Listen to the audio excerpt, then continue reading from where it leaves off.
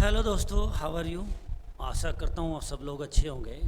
और हम लोग लेकर आए हैं आपके लिए स्टैटिक जी की क्लास नंबर 3। जो पहली क्लास आप लोगों को पढ़ाई, मुझे उम्मीद है कि आपको अच्छी लगी होगी। जिस बच्चे ने पढ़ी नहीं, वो वीडियो लिंक, मैं इस वीडियो में उसका लिंक आप लोगों को प्रोवाइड करा दिया जाएगा, उसमें आप लोग उसको जाकर देख सकते हैं। ये जो क्लास मैं आप लोगों के लिए ले रहा हूँ, ये यूपी पुलिस कांस्टेबल के लिए बेस्ट क्वेश्चंस की क्लास है। आप लोग जब पूरी क्लासेस कर लेंगे तो लगभग 25 से 28 क्वेश्चन आपको इसी कक्षा से मिलने वाले हैं। तो बहुत ध्यानपूर्वक तरीके से ये पूरी सीरीज़ में आप लोगों के लिए एक तरीके से कैप्सूल लेकर आया हूँ। तो इसको अच्छे से आप लोग करिए और ध्यान से करते हुए चलिए, ठीक है। आइए, मैं आपके समक्ष पहला क्वेश्चन लेकर आ रहा हूँ। ये आपके समक्ष में आज के लिए क्वेश्चन लेकर आया। कल हम लोगों ने 21 नंबर क्वेश्चन तक कर लिए थे। आज 22 नंबर क्वेश्चन आपके समक्ष आया।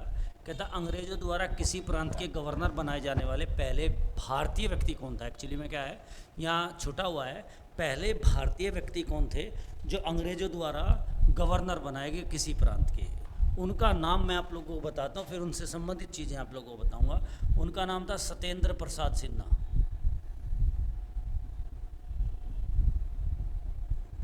कौन था बेटा? सत्येंद्र प्रसाद सिन्हा उनका नाम होता था। ये जो सत्येंद्र प्रसाद सिन्हा थे, जब इनको गवर्नर बनाया गया तो उस समय क्या होते थे, बंगाल के एडवोकेट जनरल होते थे। क्या होते थे? बंगाल के एडवोकेट जनरल।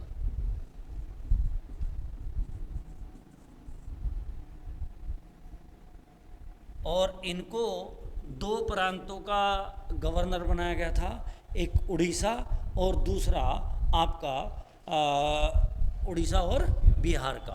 उड़ीसा और बिहार का गवर्नर बनाया गया था। उड़ीसा और बिहार का गवर्नर बनाया गया था इनको। कौन थे पहले गवर्नर? सत्येंद्र प्रसाद सिन्हा। आपको एक मेरे सवाल यहीं पे याद आ रहा है कि बताइए ब्रिटिश संसद के में बनने वाले पहले भारतीय कौन थे। तो आप लोग क्वेश्चन नोट कर लीजिए। बताइए ब्रिटिश संसद में बनने वाले पहले सांसद, पहले भारतीय सांसद कौन थे। इसका कमेंट करके आप लोगों को जवाब देना है कि बताइए। और कल एक मैंने सवाल आप लोगों के लिए छोड़ा था, उसका आप लोगों ने जवाब नहीं दिया।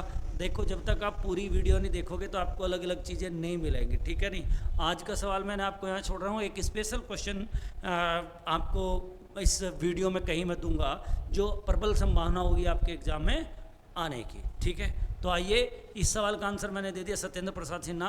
दूसरा मैंने आप लोगों से सवाल कर लिया कि ब्रिटेन की संसद में पहले भारतीय कौन थे जो सांसद बने। अगला सवाल आपके समक्ष, भारत की यात्रा पर आने वाला पहला ब्रिटिश सम्राट कौन था। सवाल आया, भारत की यात्रा पर आने वाला पहला ब्रिटिश सम्राट कौन था। तो भारत की यात्रा पर जो आने वाला पहला ब्रिटिश सम्राट था, उसका नाम था जॉर्ज पंचम। कौन था मेरे बच्चों? जॉर्ज पंचम। जॉर्ज पंचम भारत आया था 1911 में।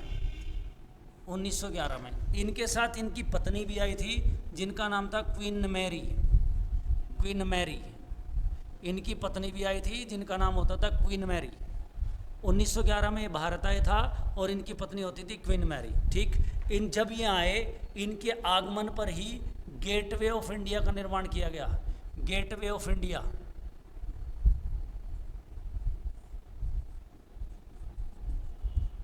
गेटवे ऑफ इंडिया का निर्माण किया गया। कहाँ किया गया? मुंबई में निर्माण प्रारंभ हुआ। वैसे तो गेटवे ऑफ इंडिया का निर्माण 1925 में कंप्लीट हो पाया, ठीक। इनके आगमन पर ही दिल्ली दरबार का आयोजन हुआ। दिल्ली दरबार का आयोजन हुआ। इनके आगमन पर ही किसका आयोजन हुआ? दिल्ली दरबार का आयोजन हुआ। नेक्स्ट वन क्वेश्चन आपके समक्ष, यस डियर। कहता, विभाजन करो और जाओ का नारा किसने दिया। सवाल आया, बताइए विभाजन करो और जाओ का नारा किसके द्वारा दिया गया। तो आप सब लोग जानते हैं, इसका नारा दिया, विभाजन करो और जाओ का नारा दिया मुस्लिम लीग ने। किसके द्वारा दिया गया? मुस्लिम लीग द्वारा। आपसे मेरा सवाल है कि मुस्लिम लीग की स्थापना कब हुई थी और किसके द्वारा की गई थी। मुस्लिम लीग की स्थापना कब हुई थी और किसके द्वारा की गई थी। मुस्लिम लीग की स्थापना 1906 में। 1906 में कहाँ की गई थी? ढाका में। किसके द्वारा की गई थी? सलीमुल्लाह खां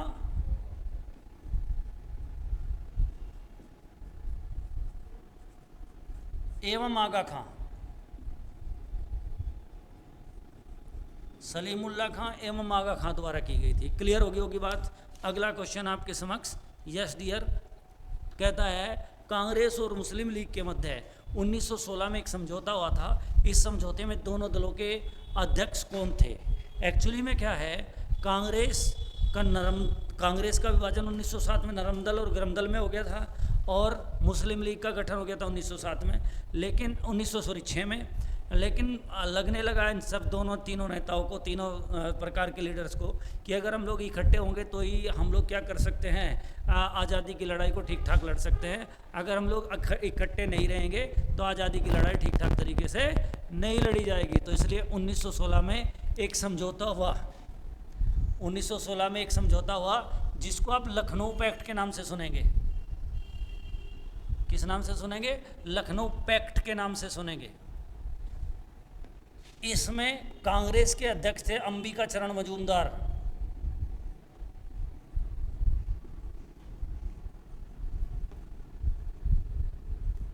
एवं मोहम्मद अली जिन्ना। मुस्लिम लीग के कौन थे बेटे? मोहम्मद अली जिन्ना। मुस्लिम लीग के कौन होते थे? मोहम्मद अली जिन्ना होते थे। क्लियर होगी बात बच्चों। अगला क्वेश्चन आपके समक्ष कहता है अखिल भारतीय किसान सभा की स्थापना कब और कहाँ हुई? सवाल आया, कहता है अखिल भारतीय किसान सभा की स्थापना कब और कहाँ हुई? बच्चों, अखिल भारतीय किसान सभा की स्थापना 1936 में हुई। कब हुई बेटे? 1936 में। किसके द्वारा की गई? स्वामी सहजानंद द्वारा। स्वामी सहजानंद द्वारा। और कहाँ की गई? फैजाबाद में। कहाँ की गई? फैजाबाद। फैजाबाद भारत के किस राज्य में पड़ता है? उत्तर प्रदेश में। किस में पड़ता है? उत्तर प्रदेश में। नेक्स्ट अगला सवाल आपके समक्ष। यस, भारतीय नौसेना ने अंग्रेजों के विरुद्ध विद्रोह कब किया? तो मेरे बच्चों, भारतीय नौसेना ने 1946 में। कब? 1946। 18 फरवरी 1946 में अंग्रेजों के विरुद्ध विद्रोह कर दिया था भारतीय नौसेना ने। इस विद्रोह को स्लो डाउन क्रांति के नाम से भी जाना जाता है। किस नाम से जाना जाता है? स्लो डाउन क्रांति के नाम से भी जाना जाता है। इस विद्रोह को किस नाम से भी जाना जाता है? स्लो डाउन क्रांति के नाम से भी जाना जाता है। तीसरी बात, इसको पंडित जवाहरलाल नेहरू के कहने पर वापस ले लिया था।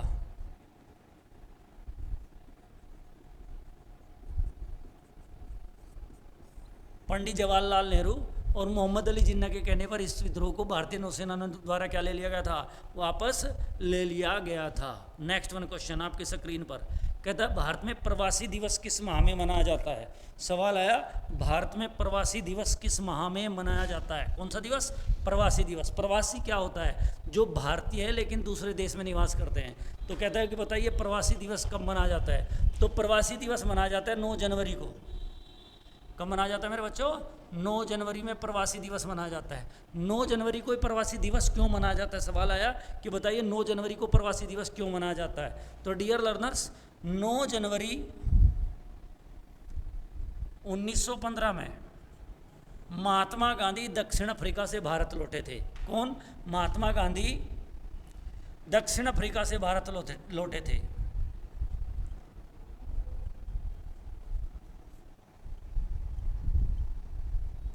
भारत वापस आए थे। क्लियर होगी बात बेटे? नेक्स्ट वन क्वेश्चन आपके समक्ष लेकर आता हूं। अगला सवाल कहता है नेशनल फिजिकल लेबोरेटरी कहाँ स्थित है? सवाल आया, नेशनल फिजिकल लेबोरेटरी कहाँ स्थित है? सवाल है नेशनल फिजिकल लेबोरेटरी कहाँ स्थित है। ठीक, 2 सवाल है। ये तो है national physical laboratory,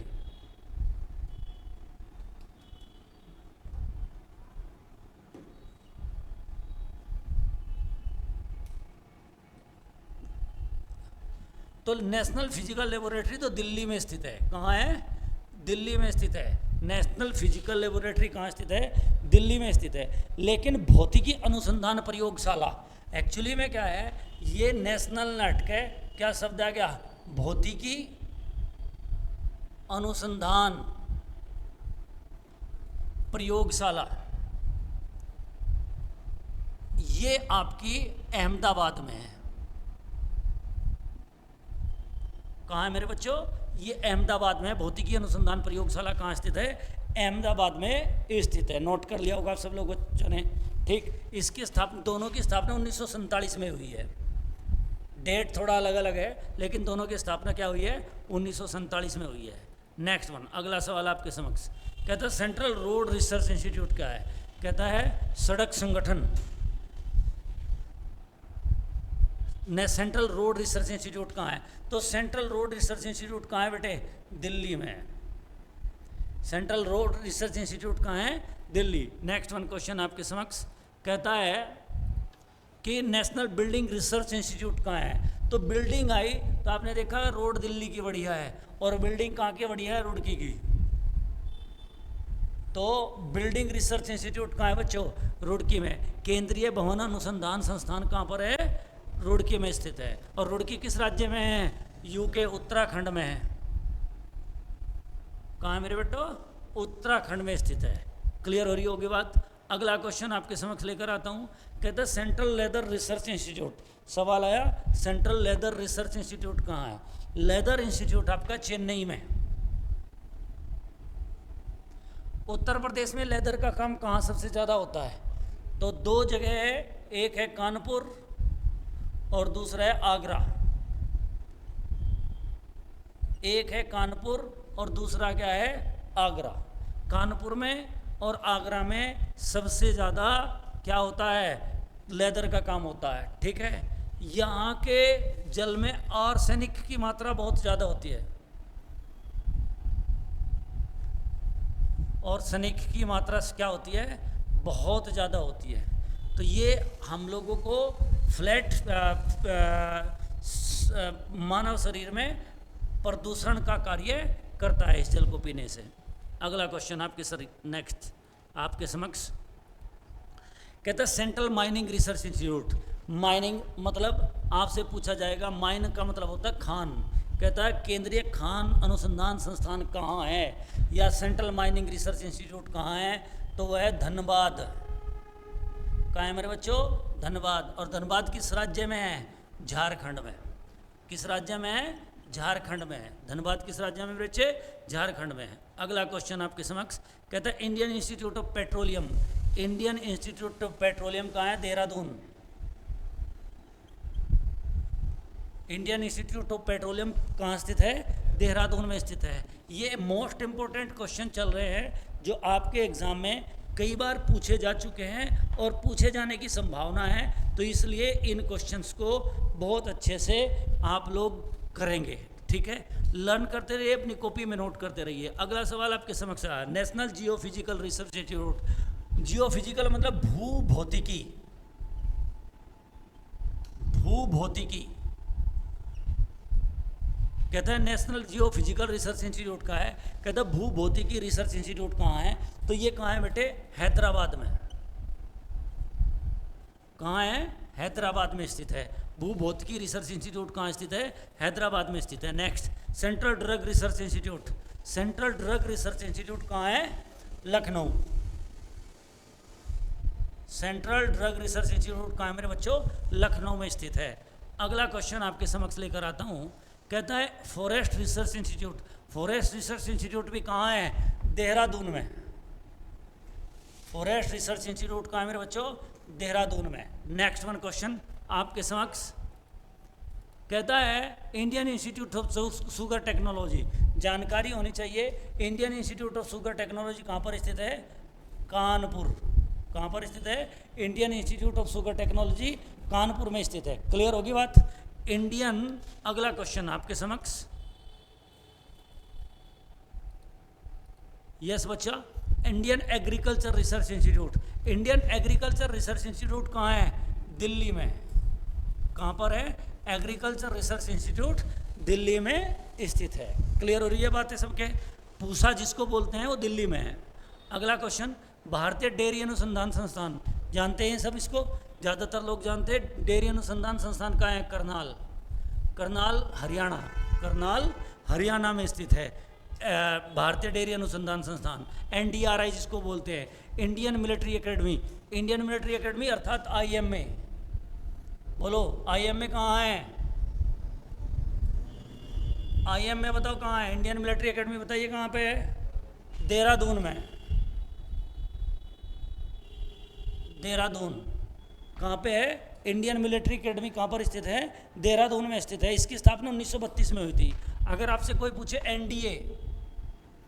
NDA national defence academy कहाँ पर स्थित है, तो NDA national defence academy Khadakwasla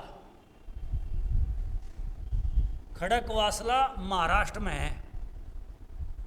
कहाँ पर है? खड़कवासला महाराष्ट्र में है नेशनल डिफेंस एकेडमी। चलिए अगला क्वेश्चन आपके समक्ष कहता है इंडियन नेवल एकेडमी कहाँ है?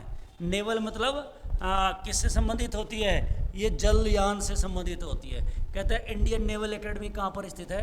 तो Indian naval academy Cochin Kerala में है। कहाँ पर है? कोचीन केरल।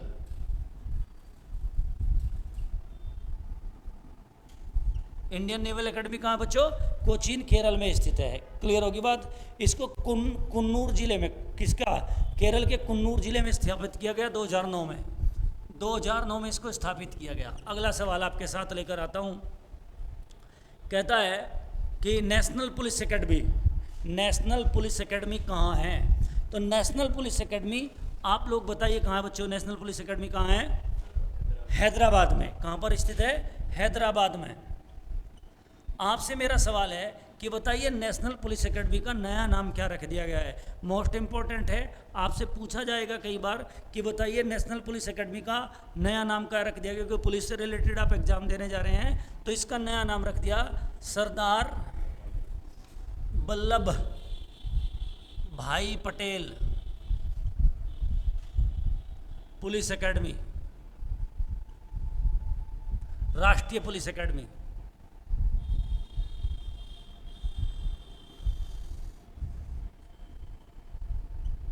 आपसे पूछे कि बताइए ये नेशनल पुलिस एकेडमी किस मंत्रालय के अधीन आती है, तो आपका जवाब होगा ये गृह मंत्रालय के अधीन आती है।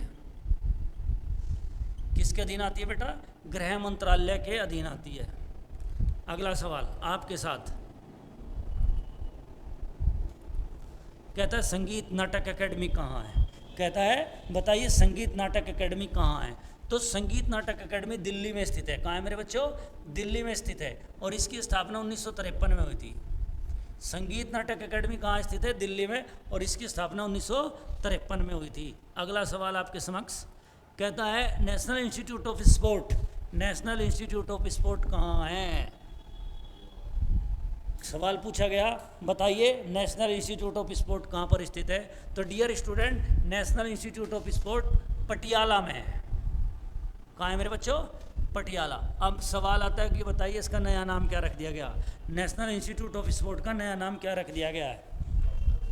तो इसका नया नाम रखा नेताजी सुभाष चंद्र बोस राष्ट्रीय खेल संस्थान, राष्ट्रीय खेल संस्थान। इसका नया नाम रख दिया गया है नेताजी सुभाष चंद्र बोस राष्ट्रीय खेल संस्थान। मोस्ट इंपोर्टेंट क्वेश्चंस मैं आप लोगों को पढ़ा रहा हूँ। कहते हैं रक्षा अनुसंधान संस्थान कहाँ है? रक्षा अनुसंधान संस्थान अर्थात DRDO का मुख्यालय दिल्ली में है। कहाँ है? दिल्ली। आपसे पूछेगा बताइए DRDO का ध्येय वाक्य क्या है, या टैग लाइन क्या है DRDO की, या मोटो लाइन क्या है? तो इसकी मोटो लाइन है बलस्य मूलम विज्ञानम, मूलम विज्ञानम, बलस्य मूलम विज्ञानम। इसका मूल लाइन क्या है भैया? बलस्य मूलम विज्ञानम। DRDO दिल्ली में है और इसका जो टैग लाइन है उसका नाम है बलस्य मूलम विज्ञानम। अगला क्वेश्चन आपके समक्ष लेकर आता हूं, ध्यान से समझेंगे। विश्व का सबसे, ये आपके यूपी पुलिस के एग्जाम में आया, विश्व का सबसे पहला सफल हृदय प्रत्यारोपण किसने किया? तो जो सफल हृदय प्रत्यारोपण करने वाला था वो डॉक्टर क्रिश्चियन बर्नार्ड था।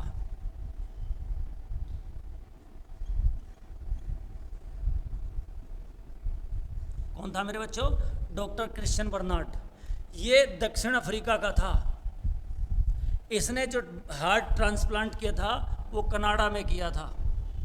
कनाडा की राजधानी ओटावा है, ओटावा।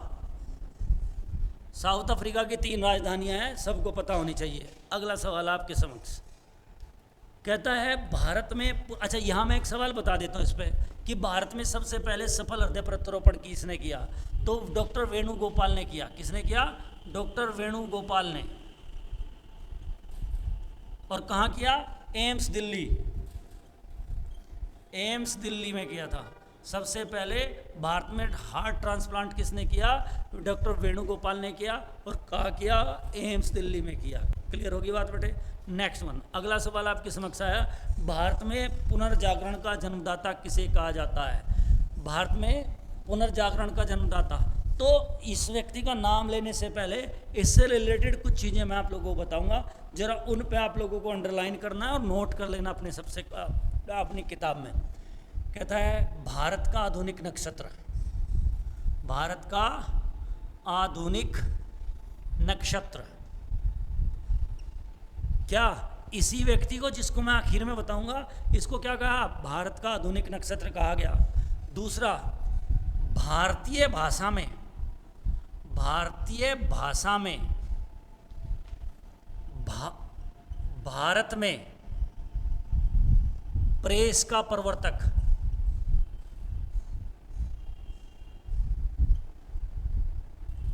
प्रेस का प्रवर्तक। 3 नंबर, भारतीय भाषा में प्रेस का प्रवर्तक किसे कहा गया है? ठीक। चौथा, इसने वेदांत कॉलेज की स्थापना, वेदांत कॉलेज की स्थापना,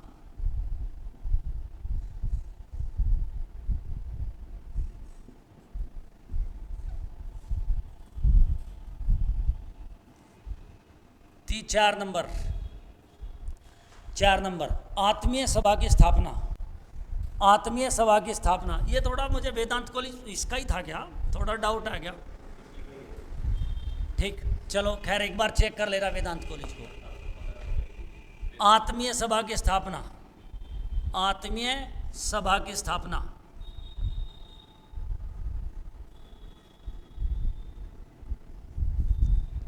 पांच नंबर, ब्रह्म समाज का संस्थापक,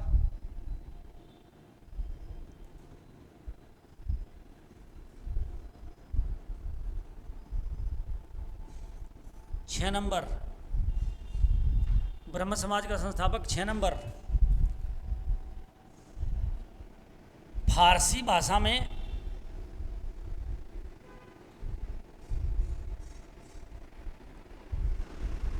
मीरातुल अखबार निकाला।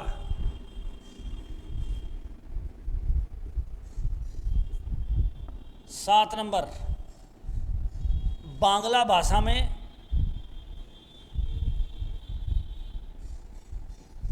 संवाद कौमुदी पत्रिका पास निकाली। 8 नंबर, अब उसका नाम आएगा, इसको राजा की उपाधि, राजा की उपाधि अकबर द्वितीय द्वारा दी गई।